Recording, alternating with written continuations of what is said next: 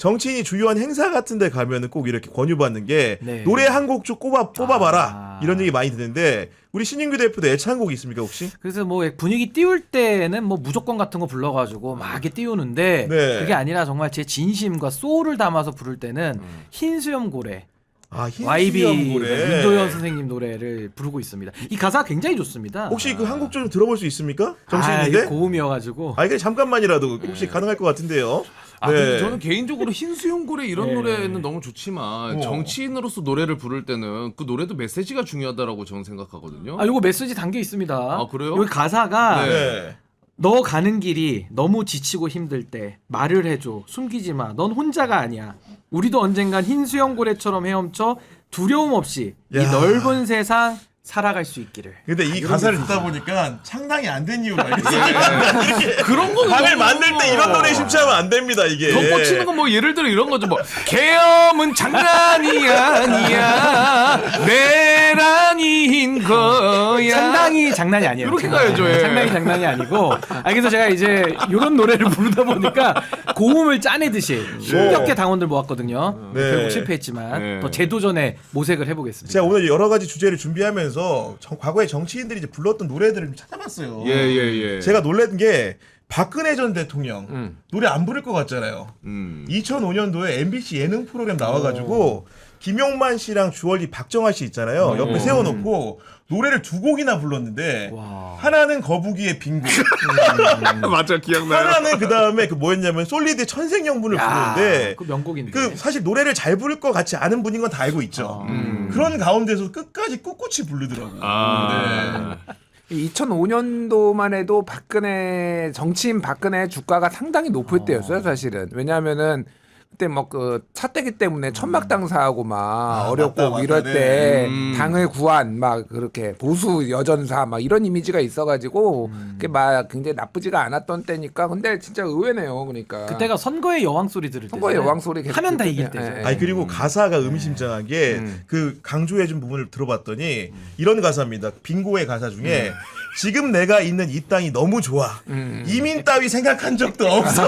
이런 거야. 그러니까 이민 안 가고 여기서 내가 대통령 하겠다는 포부가 강렬했던 거죠. 그러니까. 그럼요. 뭐 박근혜는 항상 머릿속에는 뭐 선거, 대통령 이런 거밖에 없었으니까. 그래서 뭐 이 거북이 빙고는 저도 좋아해요. 이거 진짜 안타깝게 너무 일찍 심혈관질환 네. 사망을 했는데 박근혜가 불렀다고 하니까 살짝 애창곡 바꿔야 되나 이 생각을. 아니 윤석열은 집사부일체에서 랩했잖아요. 랩했죠. 그죠? 윤석열 뭐 10세 막 이러면서 70세였나요? 70세 뭐 그 7짤 빼고 들이고. 아니, 그리고 그리고 나이가 기억이 안 나가지고. 우리 이제 그 신인규 대표가 네. 무조건 노래 좋아한다 그랬잖아요. 네. 유시민 작가가 정치인 할 때 즐겨 부른 노래가 무조건이라고 합니다. 아니 네. 무조건은 분위기 띄울 때 무조건 불러야 그렇죠. 되는. 무조건 그런 맞아요. 그런 굉장히 그 노래예요. 멜로디가 네. 신나는 곡이거든요. 네. 아니 제가 왜 이 얘기를 오늘 노래 얘기를 이렇게 그러니까 노래 잡서로 이야기. 이렇게 길게 끌어왔냐면은 정청래 민주당 정청래 대표가 어제 제주를 찾아가지고 그 노차사의 노래죠. 노래를 찾는 사람들의 노래 잠들지 않는 남도라는 노래를 회의 시작하면서 불렀어요. 물론 가사가 의미가 있습니다. 쉽게 얘기해가지고 제주 4.3 사건으로 당시 도민들이 국가폭력의 희생자가 됐는데 그런 아픔을 담은 노래를 부르면서 뭔가 제주 도민들에게 동의를 구하는 듯한 모습을 연출했기 때문에 그런 건데 어쨌든 간에 정치인이 이렇게 노래를 부른다는 거 사실 의미 있는 일들도 있지 않겠습니까? 찐 운동권이네. 이 노래 저도 이제 대학 다닐 때 아세요? 많이 네, 막 네. 그러면요. 많이 불렀어요. 외로운 대지의 깃발 맞다, 맞아. 예. 흘리는 인역의 땅 뭐 이렇게 시작하는 노래거든요. 그러니까요. 예, 네. 집회에서 굉장히 많이 불렀던 유명한 노래예요. 잠들지 않는 남도. 그래서 찐 운동권 역시 정청래. 아니 그런 생각을 좀 하게 되고 제가 최근에 이제 들은 얘기는 일본 대사가 접견을 왔는데 누구한테요? 그 정청래 대표를 만나러 예방하러 온 거지 대표가 어. 됐으니까 왔는데 그 자리에서도 일본 노래를 또 불렀대. 얘기 들어봤더니 제가 들은 바에 따르면은 뭐 블루라이트 요코하마인가 옛날에 유명한 일본 노래인데 알아요. 그 노래를 부르니까 일본 대사 일행들이 그렇게 좋아했다라고 하더라고 보니까. 그러니까 이게 딱 뭐 노래라는 게 그 뭐 정치인의 뭐 능력을 보여주는 건 아니지만은 이런 거는 시적절하게 불러주면은 상대방이 굉장히 좋아하잖아요. 그러니까 제주도에 가서 제주 4.3은 굉장히 제주 4.3이 어느 정도냐면 전체 제주도민의 한 10%가 사망했어요. 맞아요. 아, 예, 10%씩이나. 예. 그래서 이거는 뭐 말도 안 되는 폭력이 있었던 상황이죠. 그러니까 그때 30만 명인데 한 3만 명 이상 죽었습니다. 제주도민이.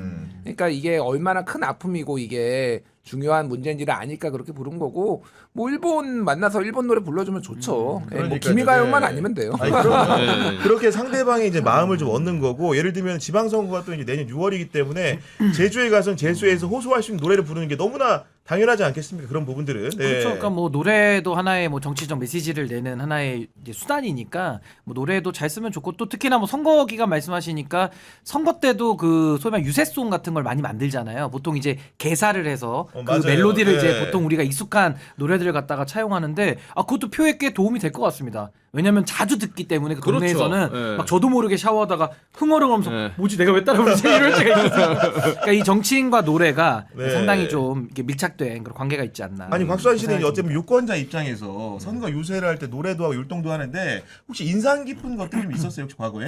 아 근데 노래가 그 대중가요를 다 개사해서 써가지고 그러니까 네. 아 이거 기억이 안 나네. 뭐가 있었지? 곽수환 씨 같은 경우는 개인적으로 보면은 광복절날 자기 방송에서 이렇게 노래도 불렀잖아요. 아, 그렇죠, 그렇죠. 너무 노래 잘하던데. 아니 그게 결국 노래의 힘이라는 게 정치인과 이어지기 때문에 부른 거 아니겠습니까? 아 근데 노래의 힘은 어마어마합니다. 왜냐하면 우리가 야구를 보더라도 그 선수를 기억하는 건 선수 응원가로 또 맞아, 오래 맞아, 기억하는 게 맞습니다. 있거든요. 네. 그만큼 노래가 가진 힘이 어마어마해요. 네. 그래서 사실 내란 국면 때도 윤석열 탄핵 전에 많은 응원봉을 든 시민들이 거리를 지킬 수 있었던 게 사실 노래와 함께해서 그게 가능했다고도 저는 생각합니다. 솔직히 다만세 때문이죠. 네. 아 그렇네. 맞아요. 다만세. 소녀시대에 다시 만난 네. 세계가 아니었다면 네. 오늘날의 내란 극복도 어떻게 보면 지연될 수도 있었다. 그러니까 이제 응원봉 세력을 하나로 묶어낼 수 있었던 그 힘은 다시 만난 세계에서 나왔죠. 저도 그때 그러니까요. 제가 네. 그 야외 국회 주차장 앞에서 공개 방송을 하면서 제가 탄핵 그 의결 과정을 중계를 좀 했었는데 야, 그 우원식 의장께서 방망이를 하나 둘 하고 세 번째는 카메라 한번 보시고 세 번째 때리시잖아요. 그때 다만세가 울려 퍼지면서 진짜 마음에 정말 뜨거운 눈물이 흘렀던 그런 기억이 그러니까요. 남습니다. 뭔가 이제 노래는 그만큼 이렇게 중요하고 하나로 화합의 장으로 만드는 촉매제 역할을 하겠다는 생각이 드는데 최근에 이제 이 얘기를 좀 해보고 싶은데 그 관세 협상, 미국과의 관세 협상 지금 돌아가는 형국이 굉장히 어려운 상황으로 보이거든요. 어떻게 보고 계십니까? 그러니까 우리나라의 관세 협상. 그렇죠, 네, 미국과의. 그러니까 타임지 지금 노무현인데 이재명 대통령이 지금 인터뷰한 것도 나왔는데 거기에 우리나라 언론들이 지금 그거 헤드라인으로 보도한 거 보면은 미국이 하라는 대로 다 하면 탄핵 당할 것 같다. 이게 지금 인터뷰의 주 야마예요. 불가 안으로 들어있군요, 그게. 예, 타임지랑 인터뷰하는데 그 얘기를 했어요. 얼마나 답답하면 그랬을까. 그러니까 답답한 네. 거고 이거는 미국이 안 보겠습니까? 그거를 국내에서 또 얘기하는 거하고 영어로 번역돼 가지고 타임지 같이 이렇게 유명한 거는 그 미국은 다 볼 거 아니에요. 정치인들도 그렇고 이거는 메시지가. 쉽게 이렇게 협상하지 않겠다. 미국이 하라는 대로 하지 않겠다. 지금 그거를 의지를 밝혔다라고 봅니다. 그래서 지난번에도 말씀드렸지만은 이웃 국가 일본의 호구지 때문에 그러니까 왜 우리가 설명을 이렇게 쉽게 해준 거야? 뭐 아시는 분은 아시겠지만 짧게 설명드리면은 트럼프가 원하는 대로 트럼프가 여기다 투자해라고 하면은 일본은 45일 안에 현금을 꽂아야 돼요. 그 계좌에다가 무조건. 진짜 그 45일이 넘어 그 기간까지 만약에 돈을 현금을 안 꽂으면은 트럼프가 맘대로 관세를 올릴 수 있습니다. 그걸 감수한다라고 한 거에 사인을 해놨어요. 거기 문구까지 담겨 있는데. 네, 그런 문구가 담겨 있고 처음에 이거를 꽂았을 때 원금을 회수하기까지는 미국하고 일본이 50대 50으로 이익을 나누고 원금을 다 회수를 하면은 미국이 일본이 아니라 미국이 90% 이익의 90%를 가져간다는 조항에 사인을 해가지고 이게 기준이 돼서 지금 우리가 이렇게 어려운 거거든요. 네. 진짜 화난다. 어쨌든 이게 장기화되는 거를 우리가 감수를 어느 정도 해줘야 된다. 여기에서 중요한 거는 국익이잖아요. 그렇습니다. 그러면 야당이 정부를 공격할 게 아니라 미국을 공격해야 돼. 제가 다른 방송에서 얘기했는데 지금은 좀 전략적 반미도 필요하다. 예, 그런 생각이 들어요. 그러니까 이게 우리나라에서 막 들끓고 막 이게 미국에 소개가 되고 그래가지고 예전에 한미 FTA 때나 뭐 효순이 미사일 사건 때나 이럴 때 우리가 굉장히 좋은 결과를 얻어냈죠. 그거를 지렛대 삼아가지고. 그러니까 지금 그런 상황인 것 같아요, 진짜. 누가 진정한 애국자가 누구인가가 지금 판가름 나는 때인 것 같아요. 중요한 예. 말씀입니다. 아니 왜냐면은 그 투자 펀드에 그 우리에게 요구하는 규모가 그 3,500억 달러 한화로 하면은 486조 원입니다. 그거를 그냥 내놓으라는 거예요. 그렇게 한다는 요구 사항들을 우리가 이게 객관적으로 접하면은 도저히 저는 문서에 서명을 못할 것 같거든요. 아니 그러니까 지금 이제 트럼프의 관세 협상에 대해서 사실 우리는 이제 큰 가르마만 탄 것이고 일본 같은 경우는 이제 세부 협정에 사인을 한 거 아닙니까? 이제 구속력을 발휘하는 건데 이게 그 매를 빨리 맞는 게 좋은 게 아니라 이런 케이스에서는 최대한 지연을 하는 것이 국익에 도움이 된다. 아, 최대한 지연해야 최대한 된다. 지연해야 된다. 이런 생각이 들고요. 무엇보다 저는 지금 이 트럼프식 관세 협상을 우리 입장에서 보면 이거 완전히 굴욕 외교고 그리고 매국 외교고 그리고 하나의 어떻게 보면 신노예 계약이에요. 근데 이런 계약을 대한민국 대통령이 왜 사인을 합니까? 그래서 저는 지금에 있어서 만약에 이번에 관세 협상에서 우리가 미국과 잘못된 계약을 맺어버리면 앞으로 방위비행 협상 있죠? 또 무기도 막 사라고 하지 않겠습니까?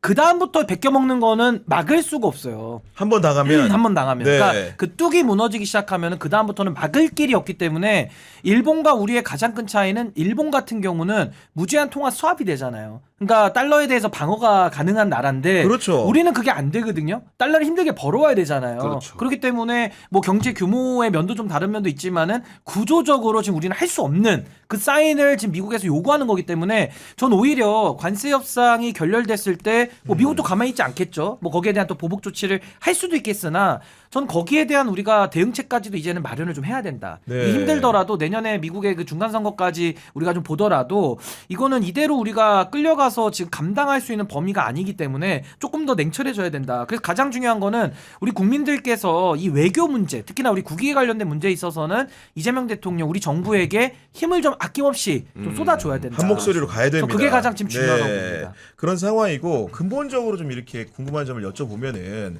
사실 미국식 자본주의라는 게그 자유무역 이런 게 금과 옥조인 줄 알았는데 지금 트럼프 시대에 관세를 막 매기다 보니까 당연히 미국 자국민들로부터 지금 불만이 나오는 것 같고 심지어는 미국에서 이제 스코틀랜드에서 위스키를 많이 수입을 한다는데 그것도 관세를 10% 매기니까 지금 굉장히 들고 일어났다는 얘기가 있습니다.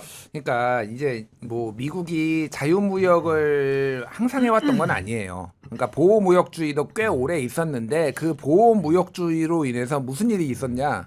대공황이 왔습니다. 대공황. 아. 예. 대공황이 나고 1차 세계대전, 2차 세계대전까지 이게 여파로 어느 정도 영향을 줬다라는 거예요.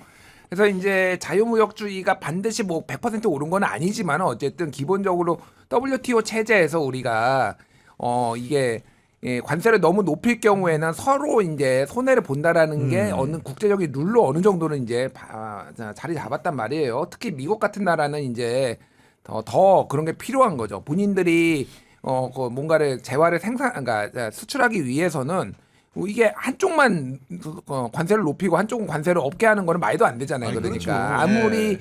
이게 강대국이라고 하더라도 이거의 이 불균형성은 지속 가능하지가 않습니다. 게다가 세계 보안관을 자처하고 있으면 각국의 각 지역의 동맹국을 둬야 되는 상황이고 그들과의 관계가 중요한데 트럼프는 또라이예요. 제가 보기엔 진짜 진정한 또라이예요. 이거는. 예.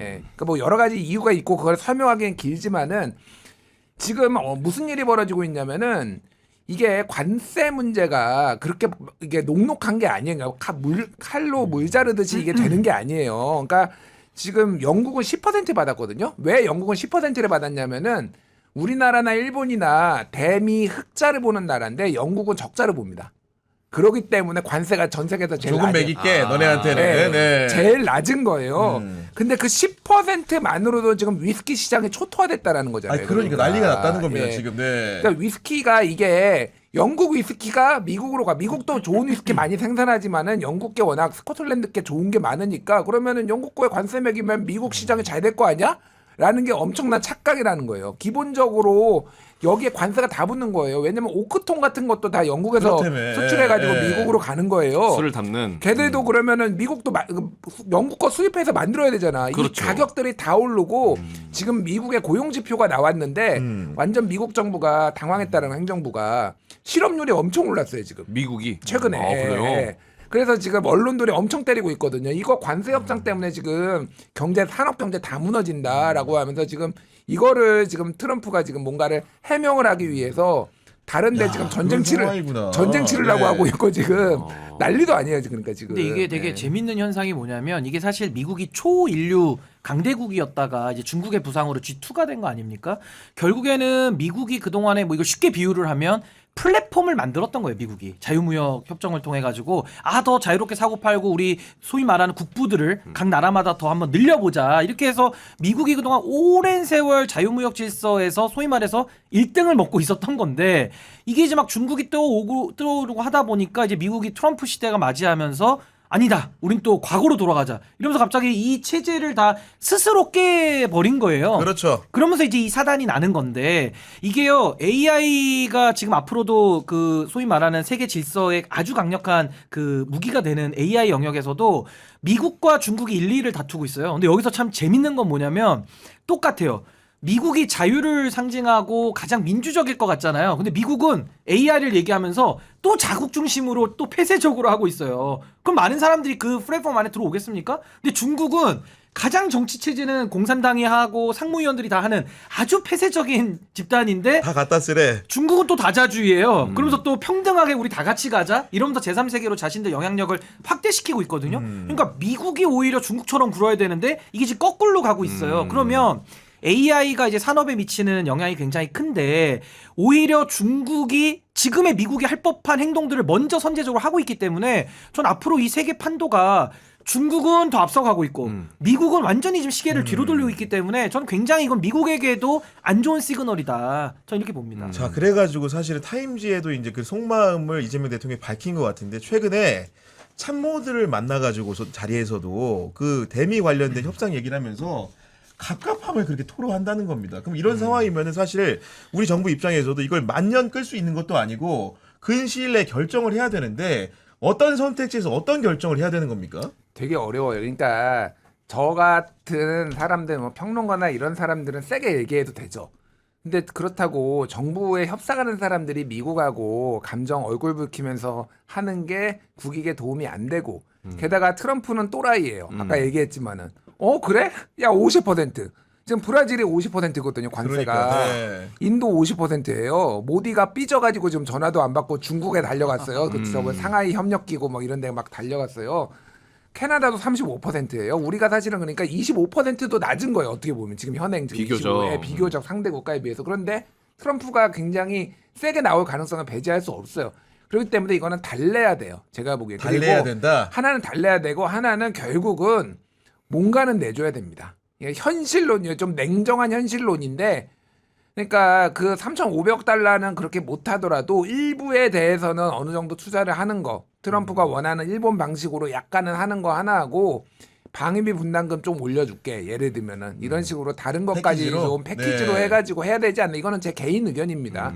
그래서 이거 무조건 저도 진짜 부글부글 끓어요 진짜. 아니, 그런데 그러니까. 세게 무조건 붙는 게 지금 국익에 도움이 되는 거냐. 근데 지금 정부는 어쨌든 고위 관료들은 다 좀 이 답답함을 정부 그러니까 국민들한테 호소하면서 어쨌든 이 상황을 좀 유리하게 만들어 보겠다라는 좀 전략적인 이런 것 같아요. 그러니까 그래서 조금 힘을 실어줘야 돼. 계속 얘기하지만은 지금은 정부에 힘을 실어줘야 되는 지금 그런 상황이에요, 진짜. 아니, 그러니까 저도 오죽하면은 공개된 언론과 인터뷰에서 이런 얘기를 했겠나 싶기도 한 것이고 결국은 그만큼 너무나 답답하고 답안지라는 게 사실은 딱히 없으니까 그런 것 같아가지고 아까 김주일 평론가님 하신 말씀대로 정말로 국민적으로 이 문제에 대해서는 여야 가릴 것 없이 뭔가 좀 한 목소리로 조력할 필요가 있다고 생각이 듭니다. 그러니까 저는 이제 일본이 먼저 사인을 해버렸기 때문에 우리가 굉장히 좀 협상의 여지가 더 없어진 거 아니냐라고 볼 수도 있지만 오히려 반대로 일본의 운명을 우리가 설명하면서 이렇게 함부로 나서선 안 되겠다 이런 교훈을 또 우리가 받을 수 있기 때문에 전 이제 정부를 신뢰하는 가운데 잘 이겨내야 될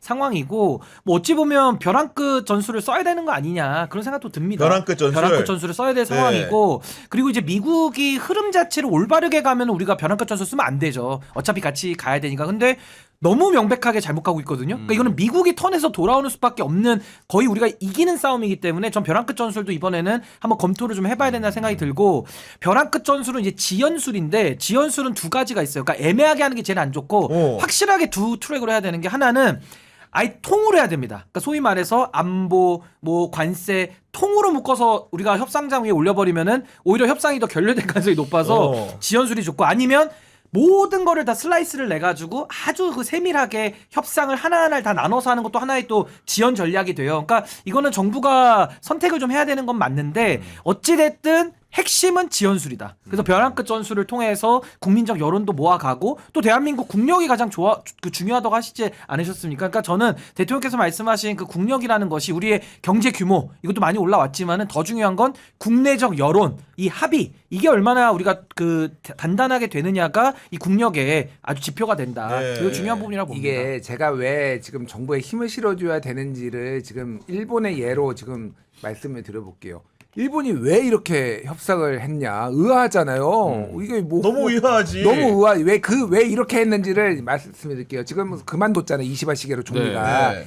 이시바 시게루 총리가 나름 자민당에서는 상대적으로 온건파예요.